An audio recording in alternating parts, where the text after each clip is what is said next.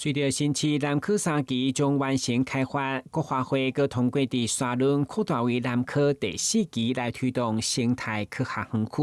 伫政府努力拼经济同时，议员吴玉环接受地方陈情，欢乐开发总面积超过600公顷，已经冲击到一级保育动物嘲笑的生态环境，所以要求迈向科技发展的同时，一定要兼顾自然生态甲土地营收的价值。我们愿意在生态保育跟产业发展得到一个平衡，这是我们愿意。这是我们，但是要如何做？我们市政府的立场也是这个样子。因为你非常关心草鸮，还有很多有一些团体，他们也会号称他们很关心，可是事实上有真正做到草鸮的这个生态调查。好，我们台南市政府现在我们可以讲，我们有开始做，我们从去年9月开始做，做到现在。从去年9月做到现在。现在出现最多的草鸮的出现最多的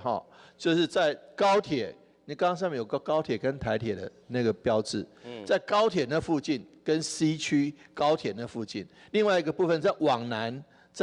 就是这个区域要往南5公里之后的那个2人溪那边，所以在这个沙仑